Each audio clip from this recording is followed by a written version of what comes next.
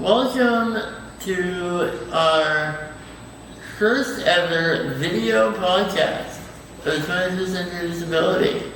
Today on the show we have Laila Burns from Sielo Robotics. Welcome, Sielo. Oh my gosh. Welcome, Laila, to the show. Here. So excited. Thank you so much, Paulus, for having me. It's an honor. Thank you for having me, and thank you for setting up this beautiful set that we have. Audience, rate the set. Exactly. Rate the set. So why don't we start out by you telling us a bit about yourself? For sure. So my name is Laila Burns. I am a student at the University of Ottawa. I'm studying computer engineering and engineering management. And I have co-founded a company called Sielo Robotics, where we make assistive technology for people with disabilities, specifically people in power wheelchairs. And specifically that technology is wheelchair-mounted robotic arms to help people kind of live a little bit more of an independent lifestyle for those who need it.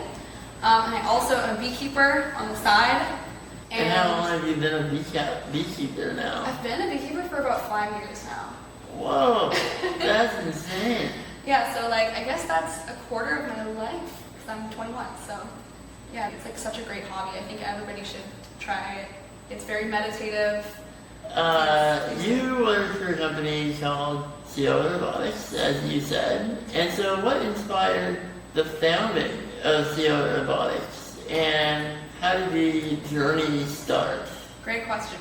Sielo Robotics started in kind of a university engineering design course, so it was kind of a course where students pick an accessibility project and they're paired up with a group and with some clients who have an accessibility challenge that they want solved through technology.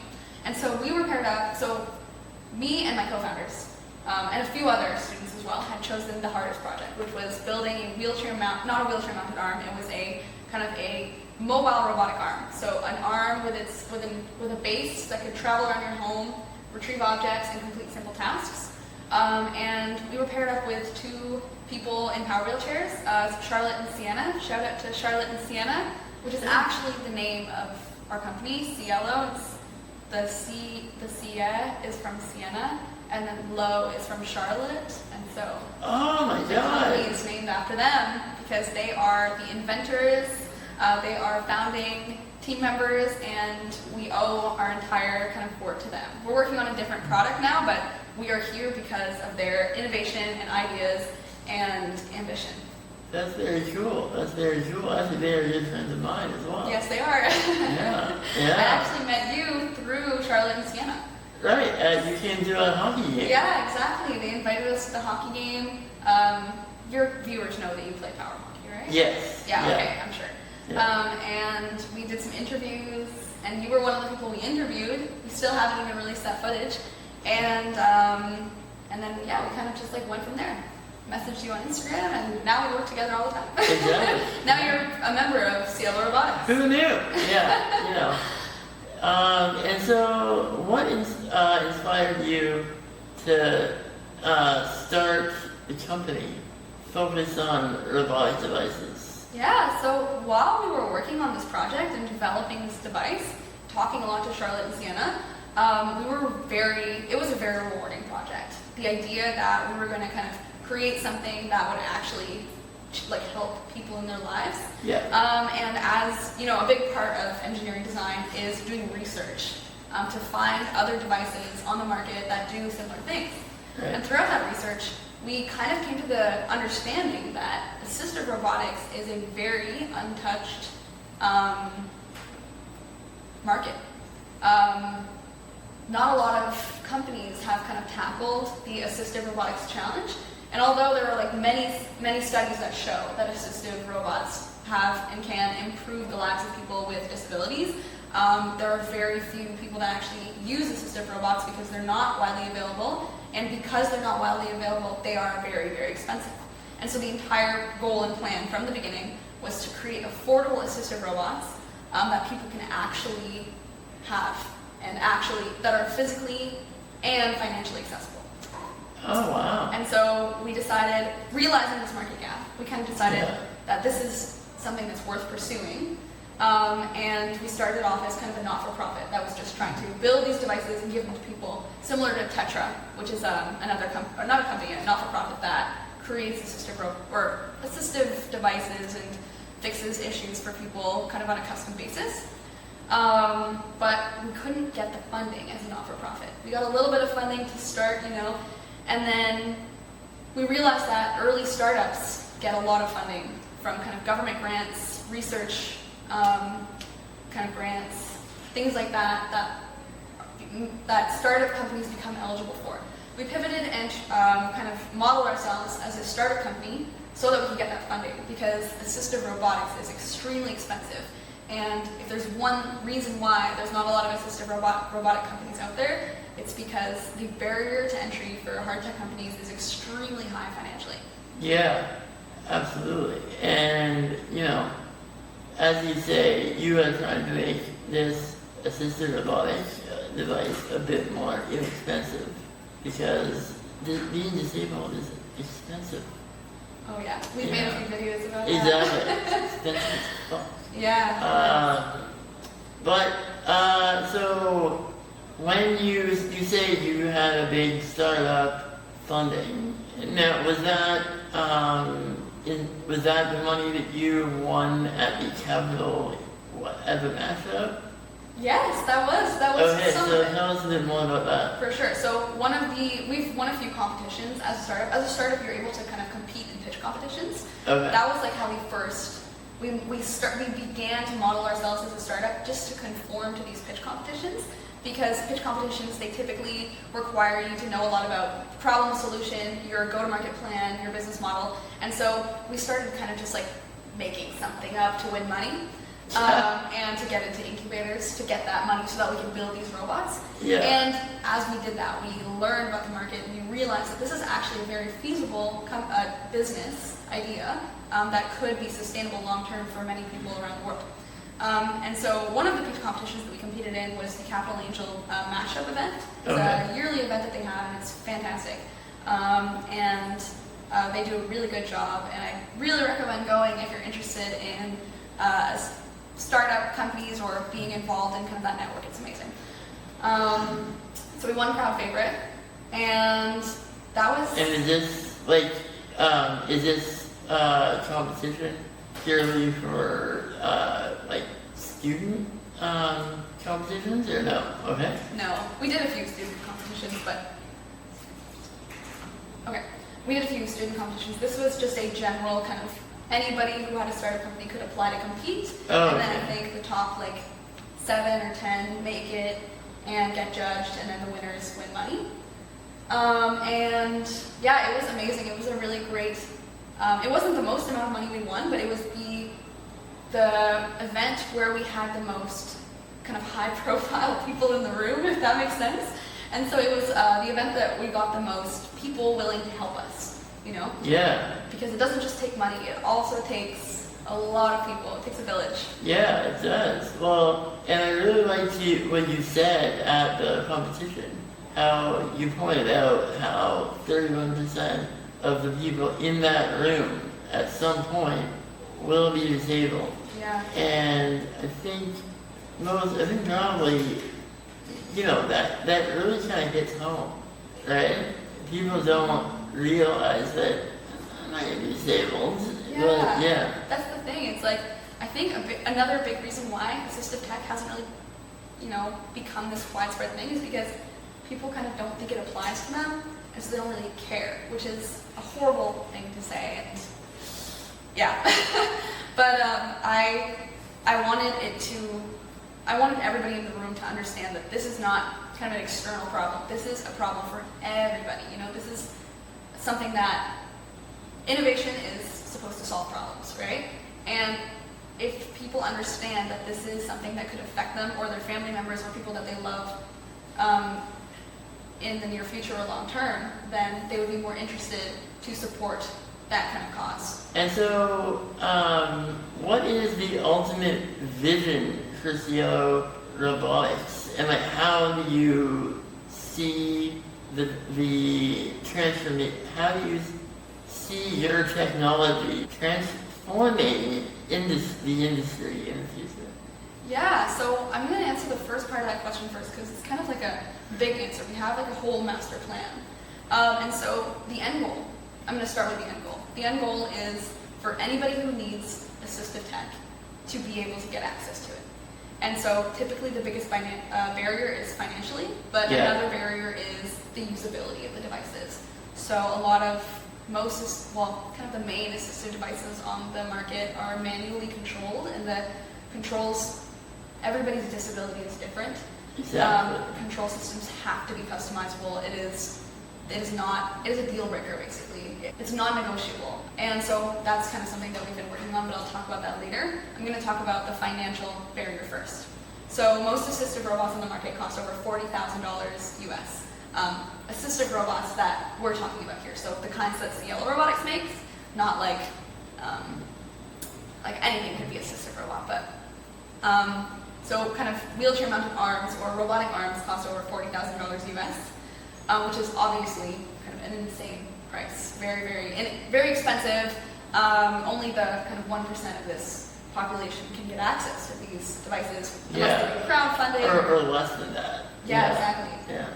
Some private insurance companies cover these, but typically you need a lawyer to help you kind of pursue this case and convince the insurance company that this is something that's necessary. So another big barrier is that healthcare as a whole doesn't really accept the fact that assistive robots are necessary to transform the lives of people with disabilities. Exactly. I find that, for instance, healthcare in Ontario won't help you fund anything unless they consider it to be medically necessary. Exactly. And the big kind of underline there is unless they consider it to be medically necessary.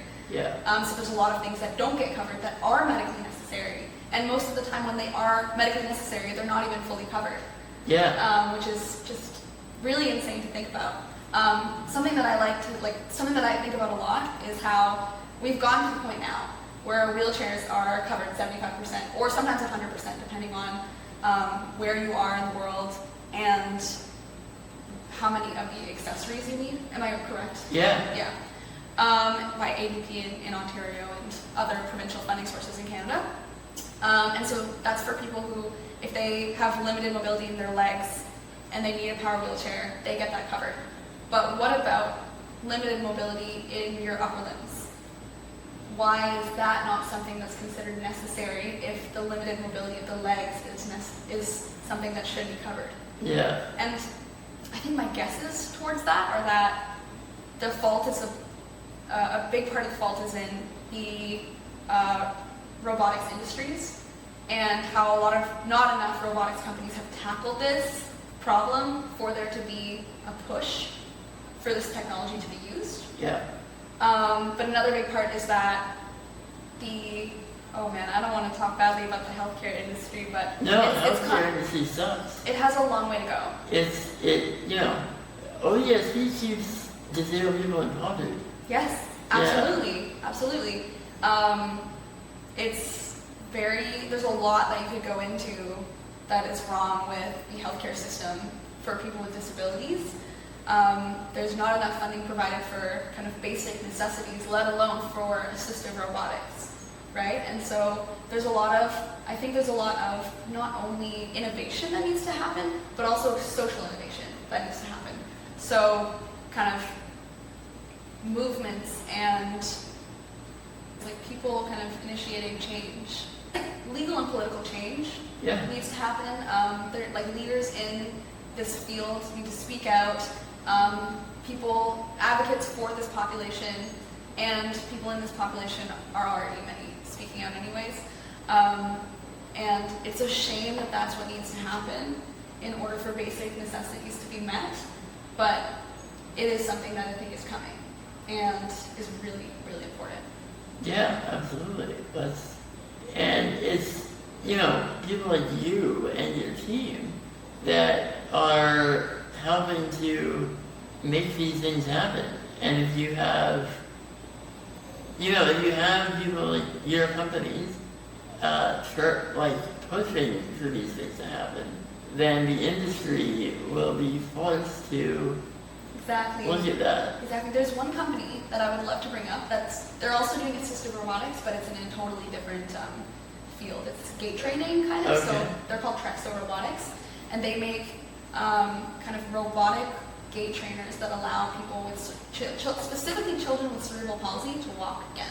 Oh, so is it like an external skeleton? Yeah, it's kind of like an exoskeleton. It's really amazing, and they are really pushing the system and the agenda to include this kind of thing in coverage. So I think last I spoke to them, they had like 4 people who had gotten insurance coverage for their devices.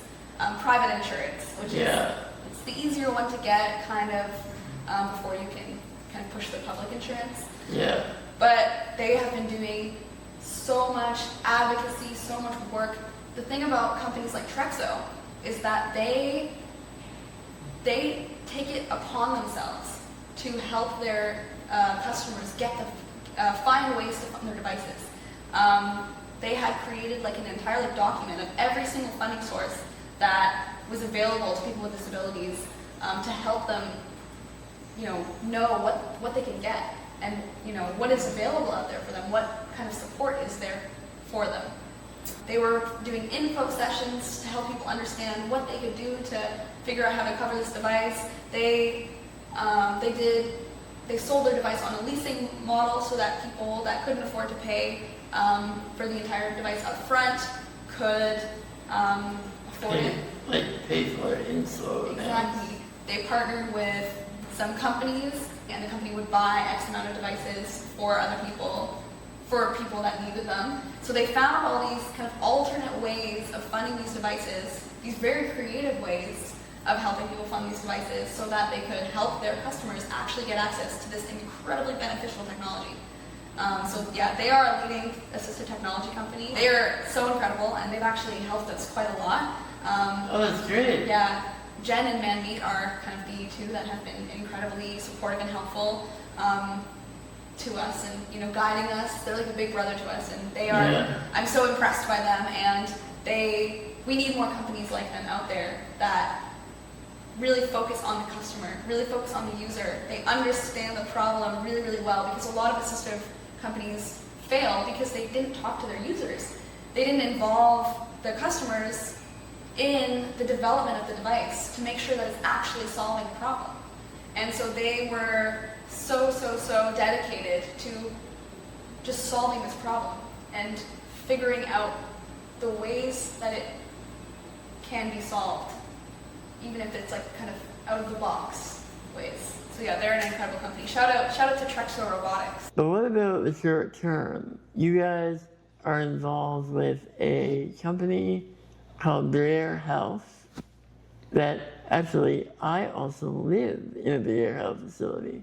So tell me a bit about your partnership with them. Yeah, Briere has been, I'm so glad you asked. They've been like absolutely fantastic. Usually when startups kind of think about or medtech startups get involved in hospitals, it's so intimidating because there's a lot of red tape and bureaucratic methods that have to be undergone in order to kind of work with a hospital, partner with a hospital. But Briere, they kind of just like welcomed us with open arms. We contacted some people from BOCAR and some people from the AAC who who were absolutely incredible. They introduced us to OTs, and they gave us advice and feedback on the product.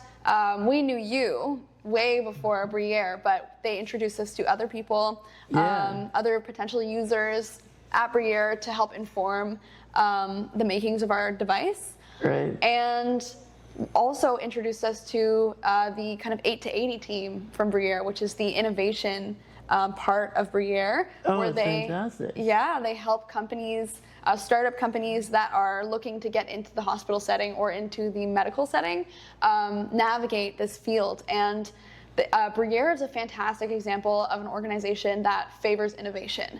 They put innovation first and foremost above everything. And they see how difficult it is for hard tech companies or medical technology companies to get into the market because of all the barriers that are there. And they've made it like their entire kind of goal to help companies overcome that. And so it's really incredible what they're doing, and we're so grateful for what they've done. Yeah, Beer Health is amazing. They kind of just stampede their way through any kind of roadblock that they have.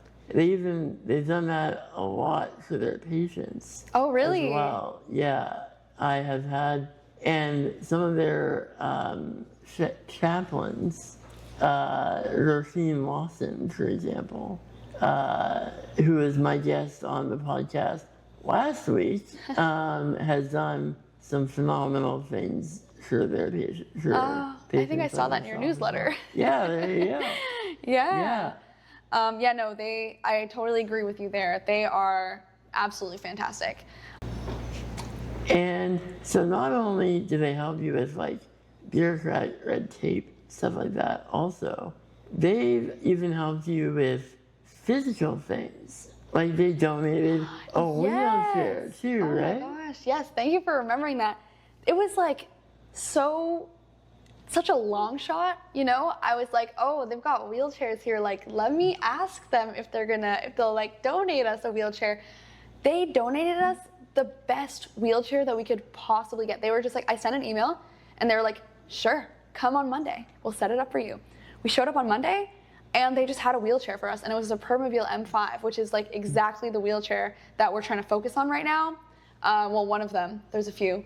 And yeah, it was so nice of them that they were just so willing to loan us such a heavy piece of equipment, an expensive piece of equipment, and trust us with that upon just meeting us, just because of our mission, you know? Yeah, exactly. It was insane. Like Briere, everything I've asked of them, they've done. We're struggling a little bit with our social media and like getting more people to know about us and participate in what we're doing. And I had messaged the social media coordinator on LinkedIn, and she was like, yeah, here's the person to talk to. And I was in their office in 2 days, and then we were already setting up like a media partnership within no time at all. And so I actually can't even believe how amazing they've been. It is just so fantastic. And once again, I hope that like many companies and other organizations, because I don't think they're a company, they're a hospital, but it would be fantastic to see more organizations. Well, Briere Health is a company. Oh, okay, fair. Briere Health, yeah. Well, it would be fantastic to see more organizations following in their footsteps, right? They are just a fantastic example to follow. Mm-hmm. It's really cool. And they're the reason that more organizations and companies and innovation will come to the market and overcome those barriers, because it takes a village, right? It takes big brothers, big brother organizations to help you get into the field, and they are a prime example of that. Mm-hmm. Yeah. And maybe like because Briere Health has supported you, other companies will see, oh, Briere Health there. Exactly. Yeah. It's that snowball effect. Exactly. Another example of like something fantastic that Briere has done was they were supporting another company that is actually also a fantastic supporter and big brother for us and other assistive robotics companies and other medtech companies, Able Innovations. So Able Innovations, which it's a hospital bed company, and they make these fantastic hospital beds that like they transfer the patient without, well, I don't know how to describe their thing, but basically they sell hospital beds that can transfer patients without needing 10 nurses or 4 nurses. I've even tried one of those. You have? Yeah. No way? Yeah. Because there's some at Briere, right? Yeah. Oh, so what you do is you're on a hospital bed. Right. And then they pull up the other hospital bed beside you. Yeah. And then there's like a plate that goes under you. Slides underneath. And it scoops you up. Yeah, and it like rolls you over. I actually got to witness it at their office in Toronto, at their lab in Toronto. It's so cool. And like obviously that piece of technology is like an amazing addition to the healthcare system. It's a huge problem they're solving. Like it takes 4 nurses to transfer 1 patient. Yeah. Correct me if I'm wrong, I'm not sure. That's what I've heard.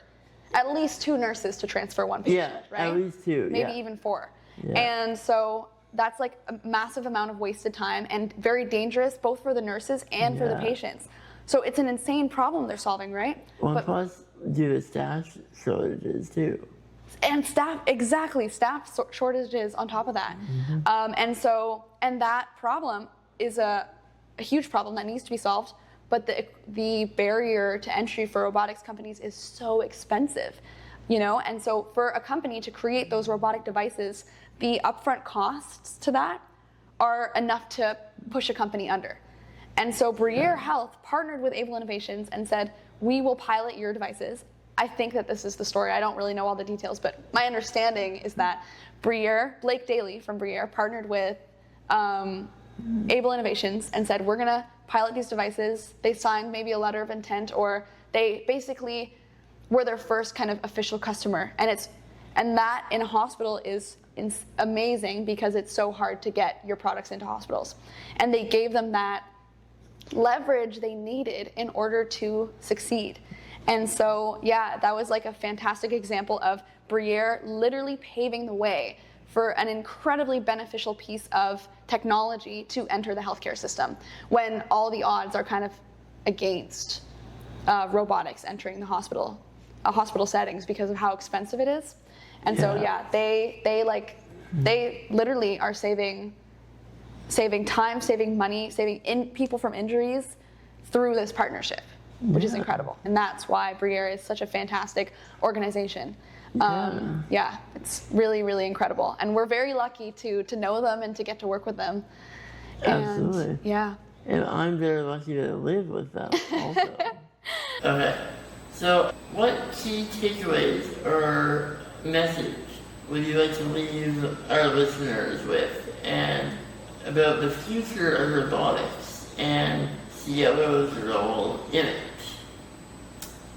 Okay, I'm gonna take my time with this one. Please do. You've been very helpful with us today, and I'm gonna piggyback off of something that our new head of PR has said, who's incredible and amazing, and I love her. Yeah, Sydney's awesome. Sydney, yeah, she's great. Shout out Sydney. Shout out to Sydney. She worded this so well. She said that innovation is supposed to make the world a better place, and people in power wheelchairs, people with disabilities, are being left behind. And I think and everybody deserves the best there is to offer. And so I think that's important because innovation and kind of robotics technology is moving so unbelievably fast and achieving so much. They're automating industries like automotive. They're automating like every industry. They have humanoid robots coming out, and it's progressing so fast. Yeah. And yet, we still have these problems that are so solvable and so impactful that are like not solved yet. Innovation is about solving problems, and this is a sector that it almost seems like it has been neglected, which is totally unfair and needs to change. So I guess my message is, we're coming.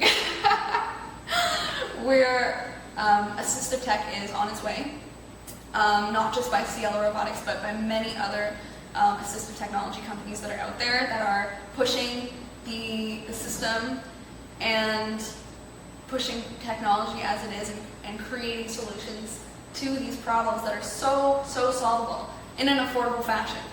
And so stay, I guess, tuned, stay hopeful, and kind of follow along the journey, because we are so set on solving this problem, and it will be solved. Yeah. Oh, that's amazing. You know, anybody out there has kind of lived experience of limited mobility and would like to kind of give us feedback and advice on our devices, we would love to talk to them, because our biggest, the core of our company and our organization is that we like to focus on what the user has to say. I don't think that you can ever talk to, there's a saying that says like nothing about us without us. Mm-hmm. I love that saying. I think it's really important, and I think it's important specifically in the assistive tech industry, because a lot of technology companies build something without talking to the user enough, and then it ends up having all these kind of difficulties with control. A lot of people can't use it. and it doesn't actually solve the problem. And so we try to do our best to talk to as many people with lived experience of a disability as possible to understand as much as we can how to make this device actually help people. Because the goal is that this device actually improves people's quality of life and, you know, has an impact on the way that the things that they can do and the way that they live their lives. And so, yeah, anybody with lived experience of a disability, people that have family members that have lived experience of a disability, people that work in the field, anybody kind of involved in this field, we would absolutely love to talk to them, because there's never enough voices to contribute to this kind of thing. Thank you again, Laila, for spending so much time with us today. My pleasure. And dedicating your day to making our first video podcast a positive experience for everybody. Thank you so much for having me. This is an honor, and I'm so happy to be one of the guests on your podcast. And yeah, I'm really excited. Thank you so much for your fantastic questions and for this experience.